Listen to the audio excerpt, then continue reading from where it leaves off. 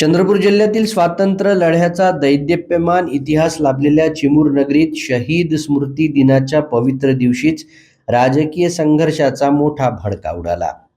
राज्याचे आदिवासी विकास मंत्री आणि जिल्ह्याचे पालकमंत्री डॉक्टर अशोक उईके यांच्या वाहनाचा ताफा अडवल्याच्या आरोपावरून पोलिसांनी काँग्रेसच्या नेत्यांसह 15 कार्यकर्त्यांवर थेट गुन्हे दाखल केले.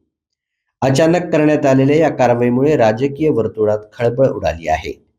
चिमूर इथल्या ऐतिहासिक हुतात्मा स्मारकात शहीद क्रांतिकारकांना अभिवादन करण्यासाठी पालकमंत्री आले होते. आदरांजली वाहून त्यांचा ताफा स्मारकाच्या परिसरातून बाहेर पडत असतानाच तिथं उपस्थित काँग्रेसच्या कार्यकर्त्यांनी त्यांच्या गाडीचा मार्ग रोखण्याचा प्रयत्न केला. पोलिसांनी हस्तक्षेप करत ताफा पुढे रवाना केला.